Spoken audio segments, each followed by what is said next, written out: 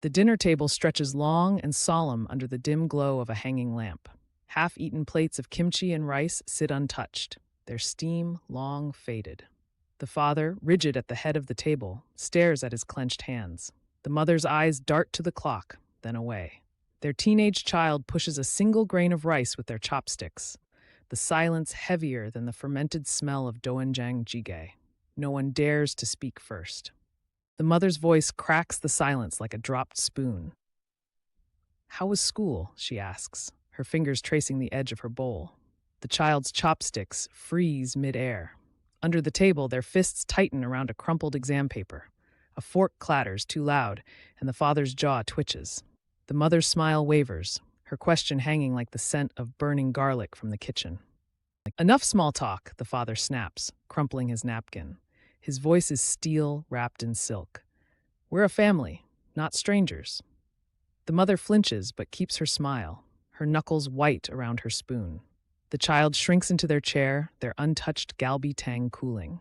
The grandfather clock in the corner ticks louder, counting the seconds until someone breaks. The child's whisper is barely audible.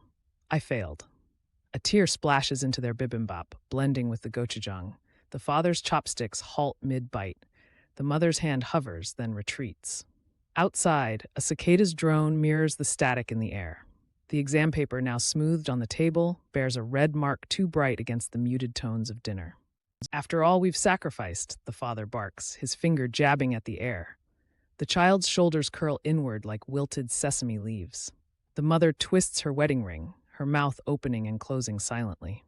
A framed photo of a university campus, their dream for the child, glares from the sideboard.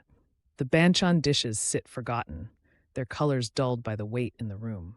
"Please," the mother murmurs, her voice fraying like old kimchi cloth. "They tried their best."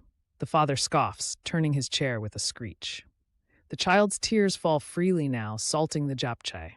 The mother's reflection wobbles in her polished silver spoon, a distorted image of the peacemaker she can't quite be. The chair screeches as the child stands. "You never listen." Water from a knocked-over glass races toward the table's edge like a fleeing animal. The father's eyes widen.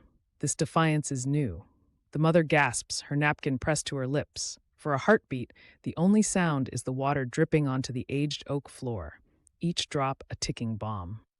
Then a sound softer than rice settling in a bowl, the mother's quiet sob. Her tears fall into her uneaten miyokguk, the seaweed soup meant to celebrate birthdays. The father deflates, his anger dissolving into the steam rising from the bowl. The child sinks back down, their rebellion spent.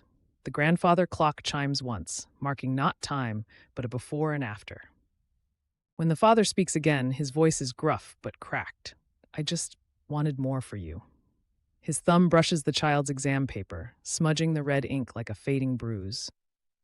Outside, the first stars appear, pinholes in the twilight. The mother reaches across the table, her fingertips grazing the child's wrist. No one touches the teok dessert, its sweetness suddenly superfluous. The child picks up their chopsticks first. They place a slice of braised tofu on their father's rice, a silent offering.